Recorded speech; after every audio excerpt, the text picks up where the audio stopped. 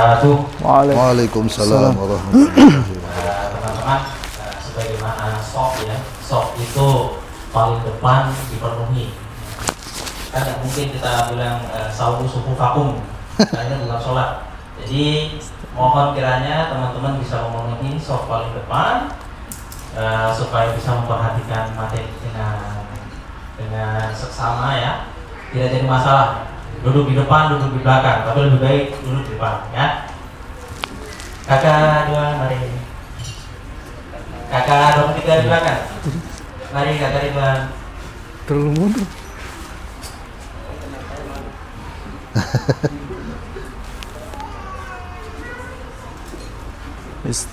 Mari kita penuhi soft kita supaya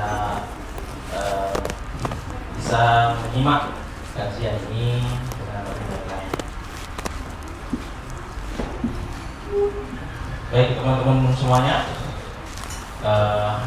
alhamdulillahirobbilalamin, wahdi nasta'in ala umuriddin wassalatu wassalamu ala asyrofil anbiya'i wal mursalin sayyidina wa maulana Muhammadin wa ala alihi wa ashabihi ajma'in wa ba'd.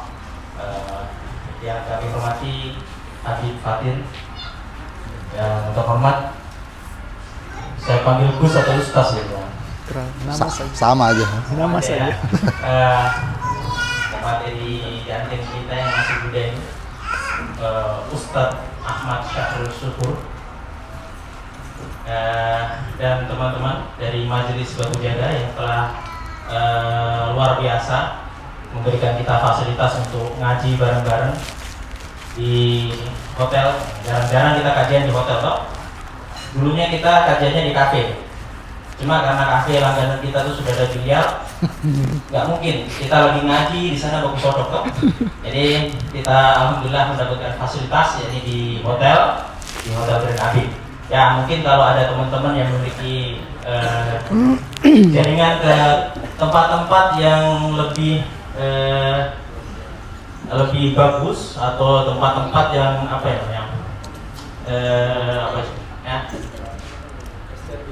lebih estetik, bisa DM di kami di IG kami atau di TikTok kami, atau bisa hubungi nomor yang tertera di grup peserta ya. Baik, teman-teman semuanya, kita di sini akan ngaji perihal tentang Ramadan. Apa itu Ramadan dan bagaimana kita menempuh nanti 1 bulan full di Ramadan itu. Temanya lengkapnya yakni Ramadan, kesadaran puasa, dan kesejatian nilai. Mungkin agak berat bagi saya, makanya saya tidak jadi pemateri, saya jadi MC saja. Tentang puasanya atau gimana? Langsung saja. Jangan syariat tadi. Saya memakna aja.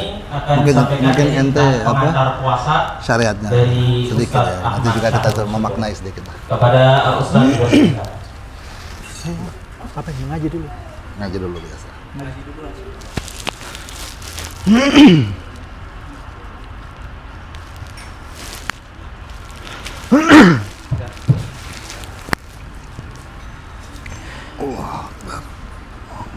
Bismillahirrahmanirrahim. Assalamualaikum warahmatullahi wabarakatuh. Waalaikumsalam warahmatullahi wabarakatuh. A'udzu billahi minasy syaithanir rajim.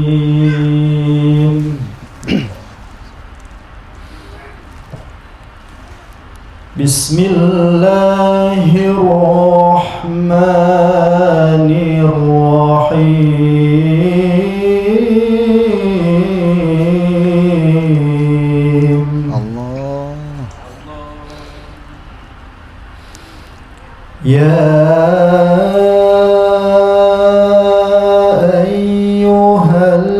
ayyuhalladzina amanu kutiba alaikumus siyam. Allah. Kutiba alaikumus siyam kama kutiba كتب على الذين من قبلكم لعلكم تتقون.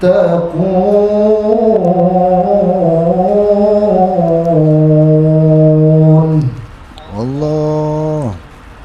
صدق الله العظيم.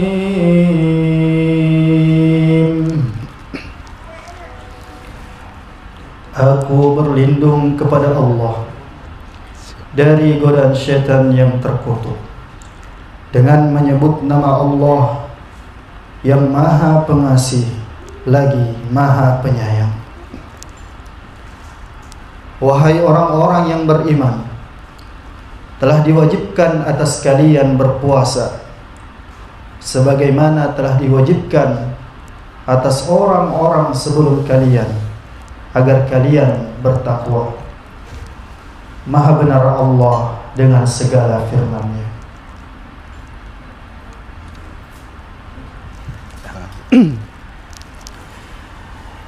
Innal hamdalillah, sesungguhnya pujian itu hanya milik Allah Subhanahu wa taala. Nahmaduhu, kita memujinya. Wa nasta'inuhu, dan meminta pertolongan hanya kepada Allah Subhanahu wa taala. Wa nastaghfiruh, dan meminta ampun hanya kepada Allah Subhanahu wa taala. Wa na'udzu billah, kita berlindung kepada Allah min syururi anfusina, dari segala keburukan-keburukan yang muncul dari diri kita, wa min sayyiati a'malina, dan juga keburukan yang muncul dari perbuatan-perbuatan kita. May yahdihillah, barang siapa yang dikehendaki petunjuk oleh Allah Subhanahu wa taala, fala mudhillalah, maka tidak ada yang mampu untuk menyesatkannya.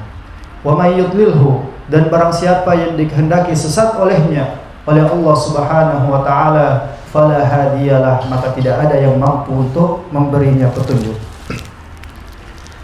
Asyhadu an la ilaha illallah, aku bersaksi bahwa tidak Tuhan selain Allah Subhanahu wa taala, wa asyhadu anna sayyidana Muhammadan abduhu wa rasuluh, dan saya bersaksi bahwa Nabi Muhammad sallallahu alaihi wasallam adalah hamba dan utusannya. Rabbi shrah li sadri wa yassir li amri wahlul 'uqdatam min lisani yafqahu qawli. Subhanaka la ilma lana illa ma 'allamtana innaka antal alimul hakim. Amma ba'd. Gimana kabarnya semua teman-teman? Sehat? Alhamdulillah. Rasanya lebih canggung karena tertutup outdoor. Kalau kemarin kan di kafe lebih santai, bisa sambil ya. Mudah-mudahan kita semua selalu di dalam keadaan sehat walafiat, terutama sebelum menyambut bulan suci Ramadan. Amin ya rabbal alamin. Pertama-tama puji syukur selalu kita ucapkan, kita panjatkan kepada Allah Subhanahu wa taala atas berbagai macam nikmat yang selalu diberikan kepada kita. Allah Subhanahu wa taala berfirman di dalam surah Ibrahim, wa in ta'uddu ni'matallah, dan jika kalian menghitung nikmat-nikmat yang diberikan oleh Allah Subhanahu wa taala, la tuhsuha, maka kalian tidak akan mampu untuk menghitungnya. Secara kebahasaan, kalau kita perhatikan ayat tadi, kata la tuhsuha itu bukan bermakna nafi, bukan bermakna meniadakan, karena disitulahnya la nahyun, la larangan, la tuhsuha, jangan kalian hitung, bukan bermakna meniadakan. Tetapi kenapa diterjemahkan dengan kalian tidak akan mampu untuk menghitungnya? Karena saking banyaknya nikmat yang diberikan oleh Allah Subhanahu wa taala, jika kita hitung dengan alat tercanggih apapun, maka kita tidak akan mampu untuk menghitung seluruh nikmat yang diberikan oleh Allah Subhanahu wa taala. Nafas saja yang diberikan kepada kita, mungkin berapa lama kita bisa tahan nafas? Mungkin kalau penyelam profesional 3 menit, 5 menit bisa. Kalau seandainya udara itu diambil 2 menit saja, maka sudah banyak mungkin panggilan mengaji. Tapi nikmat-nikmat ini selalu diberikan oleh Allah Subhanahu wa taala, tidak pernah diputus oleh Allah Subhanahu wa taala. Kemudian yang kedua yaitu salawat dan salam selalu kita kirimkan kepada junjungan kita yang seharusnya kita jadikan panutan di dalam hidup kita, yaitu baginda Nabi Muhammad sallallahu alaihi wasallam. Sering sekali saya ulang di dalam pengajian-pengajian, laisal bakhil, orang itu tidak dikatakan pelit, alladzi la yakhruju maluhu, yaitu orang yang tidak mengeluarkan harta. Walakinnal bakhil, akan tetapi orang itu dibilang pelit, dibilang kikir, idza dzukira ismuhu, jika disebutkan namanya Nabi Muhammad sallallahu alaihi wasallam, fala yusalli alaihi, lalu kemudian dia tidak bersolawat kepada Rasulullah sallallahu alaihi wasallam. Shallu ala nabi, Allahumma shalli wa sallim ala sayyidina Muhammad. Ada sebuah tulisan yang ditulis oleh mantan Grand Mufti di Mesir, namanya Syekh Ali Jum'ah. Itu menulis sebuah buku, sebuah kitab yang berjudul At-Thariq Ilallah, yaitu jalan kepada Allah. Tulisannya itu berbunyi kullu amalin, semua amal ibadah kita. Artinya kalau kullu bermakna semua, baik ibadah-ibadah sunnah maupun ibadah-ibadah yang wajib. Kullu amalin, semua amal ibadah kita, bainal maqbuli wal mardud, itu antara diterima atau ditolak. Jadi kita beribadah mungkin tadi salat isya, kemudian salat sunnah qabliyah dan salat sunnah ba'diyah, belum tentu diterima oleh Allah Subhanahu wa taala. Itu masih menggantung antara langit dan bumi. Illa, kecuali satu ibadah, yang mana ibadah ini kalau kita ucapkan, kalau kita laksanakan, itu makbulun abadan, selalu diterima oleh Allah Subhanahu wa taala, tidak pernah ditolak. Ibadah apa itu? Yaitu as-salatu ala nabi sallallahu alaihi wasallam, yaitu bersolawat kepada baginda Nabi Muhammad sallallahu alaihi wasallam. Hatta, bahkan laukana fasikon, jika seandainya solawat itu diucapkan oleh orang yang fasik. Tahu maknanya fasik? Fasik itu Islam, dia mengaku berislam, tapi seringkali melakukan hal-hal yang dilarang oleh Allah Subhanahu wa ta'ala. Banyak melakukan kemaksiatan. Itulah yang dimaksud dengan fasik. Artinya kadang ya sholat, puasa, tapi hal-hal maksiat pun juga dilakukan. Hatta law kana fasiqan, bahkan jika seandainya itu orang fasik mengucapkan sholawat kepada Rasulullah sallallahu alaihi wasallam, itu pasti akan diterima. Beda misalnya dia sholat, belum tentu diterima.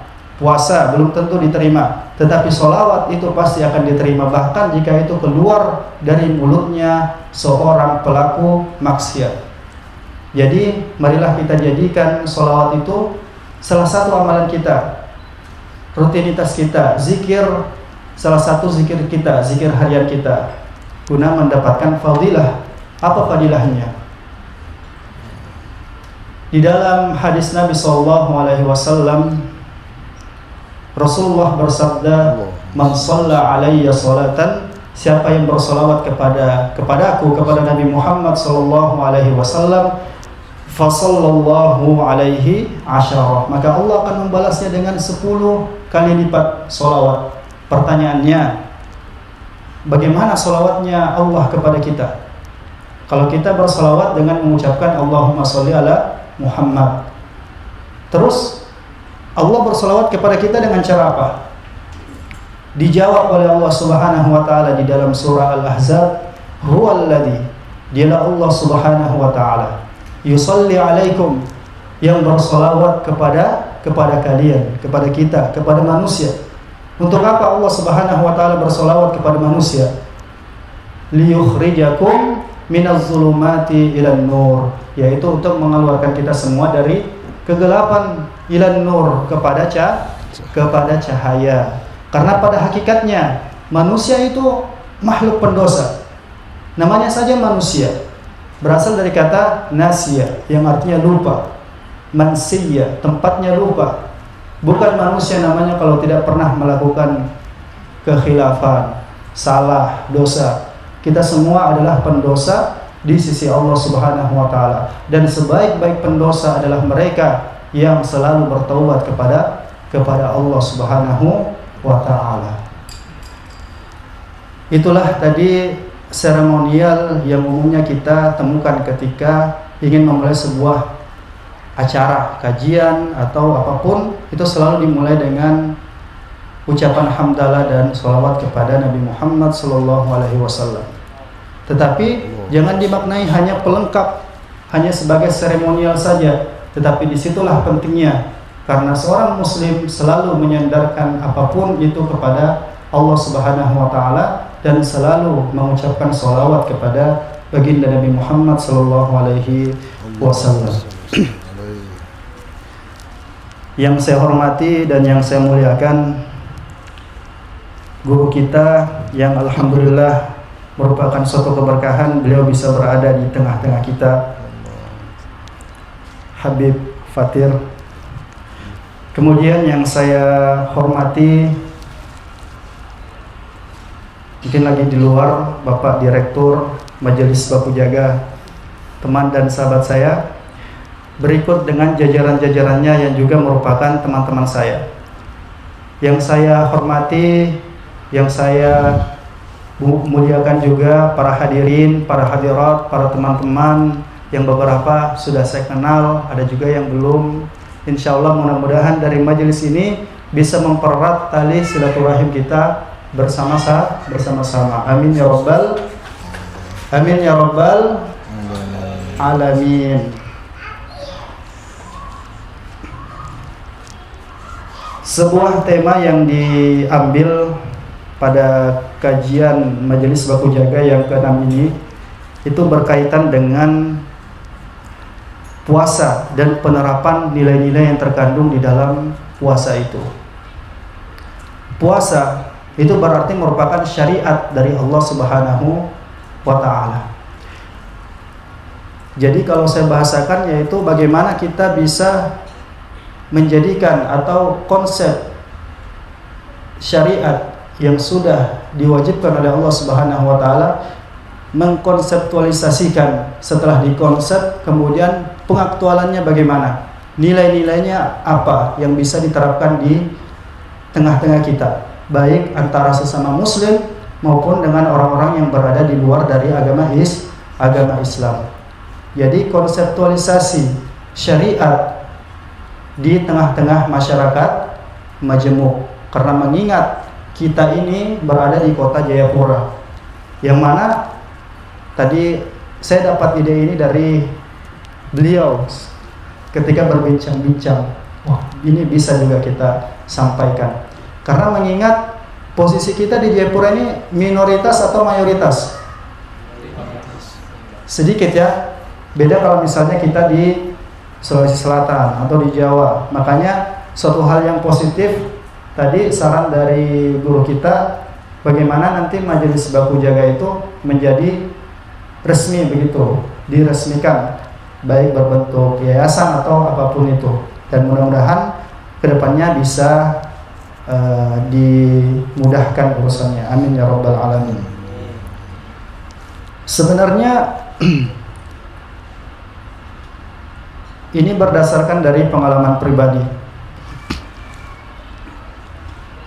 Kalau kita di sebuah negara yang mana negara itu mayoritas muslim misalnya, entah ya walaupun di Indonesia secara keseluruhan kita mayoritas, tapi ada beberapa kota di mana kita minoritas. Kita ambil contoh di negara-negara Arab, misalnya di Mesir atau di Arab Saudi, yang mana di situ posisi kita mayoritas. Nah, jika kita melihat ada sesuatu yang mana ini bertentangan dengan syariat dan atau bertentangan juga dengan nilai-nilai yang perlu diterapkan dari syariat itu, mungkin kita malas tahu atau I don't care lah. kalau ternyata ada seorang muslim yang buang sampah sembarangan. Padahal hadis Nabi an-nazafatu minal apa ya? Minal iman. Kebersihan adalah sebagian daripada iman. Pengejawantahannya bagaimana? Nilainya bagaimana? Kalau di negara-negara Arab mungkin ya kita malas tahu. Tetapi jika kita berada di sebuah kota atau sebuah negara yang mana mayoritas itu bukan muslim, maka kita perlu menunjukkan nilai-nilai yang terkandung daripada syariat itu. Karena mereka melihat mereka tidak akan diajak untuk membaca Al-Quran, tidak. Mereka tidak akan diajak untuk melihat hadisnya Nabi Muhammad SAW, tidak. Tapi mereka melihat diri kita, jati diri kita, yaitu muslim kita, apa yang terpancar dari diri kita. Kalau ternyata hadis Nabi melarang demikian, tetapi kita tidak melakukannya, maka itu bisa menjadi citra yang buruk bagi umat Islam. Contoh lainnya, kalau kita perhatikan yang kebanyakan koruptornya itu negara-negara mayoritas apa ya? Mayoritas muslim. Padahal Allah berfirman di dalam Al-Quran, was-sariqu was-sariqatu faqta'u aydiyahuma. Pencuri baik laki-laki maupun perempuan, faqta'u aydiyahuma, potonglah kedua tangan mereka jika sudah mencapai nisabnya. Kalau mencapai sekian persen, maka itu bisa dikenai hukum potong tangan. Tapi tidak mungkin diterapkan karena terlalu. Tapi di beberapa negara, misalnya Cina, bahkan ada pakai hukum bagi koruptor itu dihukum dengan hukuman yang berat. Selanjutnya syariat. Syariat itu berasal dari kata syara'ah, yang berarti adalah at-tariq al-mustaqim, jalan yang lurus. Kemudian jadi syariat berasal dari kata syara'ah, pengertian atau definisi secara etimologi dan terminologi, secara bahasa dan istilah. Secara bahasa tadi syariat itu adalah at-tariqul mustaqim, jalan yang lurus. Kemudian secara istilah, secara terminologinya, syariat adalah apa yang dibawakan oleh baginda Nabi Muhammad SAW. Dalam hal ini adalah syariat Islam. Mungkin muncul pertanyaan, lalu bagaimana dengan syariat-syariat yang sebelumnya? Bukankah di dalam Islam itu mengakui 4 kitab yang harus diimani, dan juga mengakui ada 25 nabi dan Rasul? Bagaimana dengan syariat-syariatnya mereka?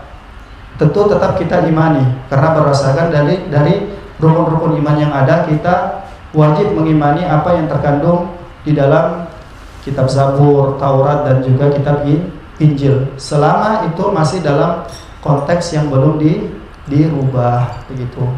Sepanjang seiring perjalanan waktu, kitab-kitab ini diubah-ubah. Fawailul lil ladzina yaktubuna al-kitaba bi aydihim tsumma yaquluna hadza min indillah. Celakalah bagi mereka yang mengubah-ubah isi kitab Allah, kemudian mengatakan bahwa ini dari sisi Allah. Jadi secara embriologinya syariat Islam itu sudah ada sejak dulu. Syariat itu sudah ada sejak dulu. Karena secara tauhid itu sama, yaitu mengesahkan Allah Subhanahu wa taala. Tetapi kemudian banyak diubah-ubah oleh pengikut-pengikutnya, hingga kemudian datanglah syariat Islam dengan nabinya Nabi Muhammad SAW sebagai khatamul anbiya wal mursalin, penutup para nabi dan rasul, dan menjadi syariat paripurna yang tidak akan ada lagi syariat-syariat yang datang sebelumnya. Mungkin ada lagi yang bertanya, bukankah yang kita hadapi sekarang ini, terutama di abad-abad globalisasi seperti ini, itu berbeda dengan apa yang dihadapi oleh Nabi Muhammad SAW di abad ke-5. Ya, karena Nabi Muhammad lahir di tahun 571 Masehi.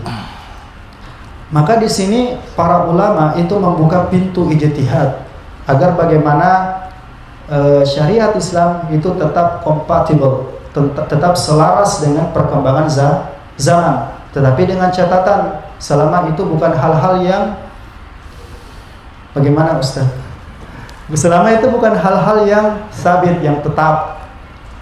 Kalau hal-hal yang masih furu' itu masih ada celah untuk ijtihad di dalamnya. Apa itu ijtihad?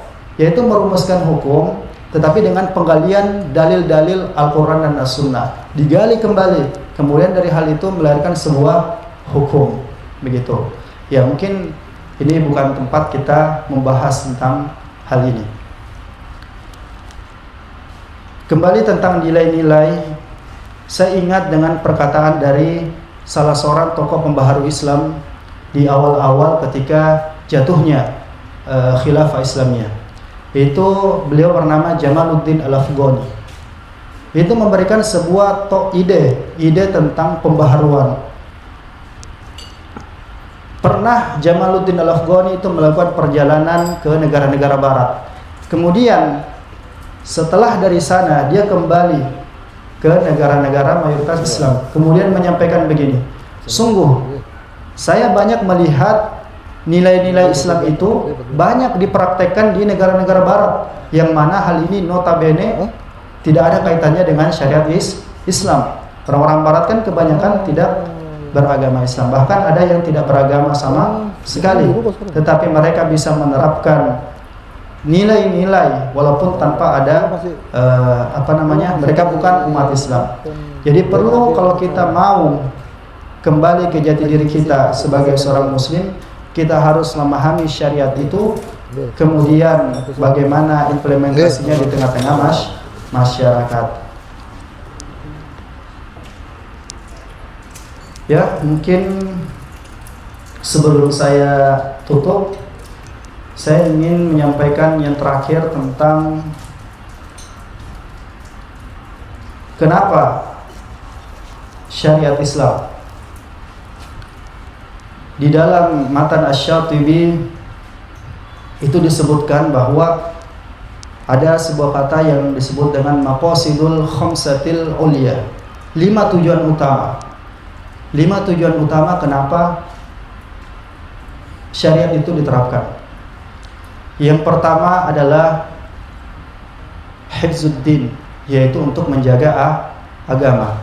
Jadi jika ada syariat yang ternyata itu bisa membuat seseorang menjadi syirik, maka di sini itu bukan dikategorikan sebagai syariat karena bertentangan dengan 5 tujuan utama tadi, maqasidul khamsatil uliyah. Kemudian yang kedua, hifzun nafas, menjaga jiwa. Syariat Islam sangat-sangat menghormati jiwa seseorang. Yang menghilangkan nyawa seseorang itu bukanlah suatu hal yang mudah, suatu hal yang gampang. Bahkan jika ada seseorang yang membunuh orang lain dengan tanpa alasan, maka itu dikenakan qisas. Allah berfirman, walakum fil qisasi hayatun. Sesungguhnya di dalam qisas itu ada kehidupan. Bukan di penjara. Di penjara yang ada malah dendam berkelanjutan, nanti keluar penjara membunuh lagi. Tetapi adanya qisas ini memotong dendam tersebut. Makanya disebut dengan kata hayatun. Di dalam qisas itu ada kehidupan. Kemudian yang ketiga, hifzul aqal, menjaga akal. Tidaklah syariat Islam itu datang kecuali untuk menjaga akal manusia. Makanya dari sini minuman keras, hal-hal yang memabukkan, yang dapat merusak akal, itu semuanya diharamkan oleh Allah Subhanahu wa taala. Syariat datang untuk mengharamkan dan menjaga akal manusia. Kemudian yang keempat, hifzu karabatil insan wa irdih, menjaga kemuliaan manusia dan kehormatannya. Islam datang mengangkat derajat-derajat manusia, terutama derajat perempuan yang dulunya di zaman Arab Jahiliyah perempuan begitu sangat direndahkan. Tetapi dengan datangnya syariat Islam, perempuan itu ditinggikan. Bahkan tidak ada di dalam Al-Quran surah yang namanya surah Ar-Rijal, surah laki-laki. Yang ada surah An-Nisa. Tokoh-tokoh perempuan, surah Maryam, tidak ada bilang, ya ada surah Muhammad juga. Kemudian yang kelima, hifzu milkil insan wa malih, menjaga kepemilikan manusia dan harta bendanya. Syariat Islam sangat-sangat menjaga hak milik seseorang. Bahkan Allah berfirman, la takunu tijaratan an taradin minkum. Jangan ada perniagaan di antara kalian kecuali ada dasar kerelaan atau rasa ridho. Jadi kalau ada transaksi tapi ternyata yang satu merasa terzalimi, maka di situ transaksinya batal. Harus ada kerelaan antara masing-masing. Itulah maqasidul khamsatil ulia, 5 tujuan utama kenapa syariat itu diterapkan di tengah-tengah kita. Jadi yang harus kita pahami, syariat Islam bukanlah suatu hal yang taklif, memberatkan, tetapi sesungguhnya di dalamnya ada hikmah-hikmah yang insya Allah nanti kita akan dengar dari guru kita dalam hal ini berkaitan dengan puasa. Mungkin itu yang bisa saya sampaikan.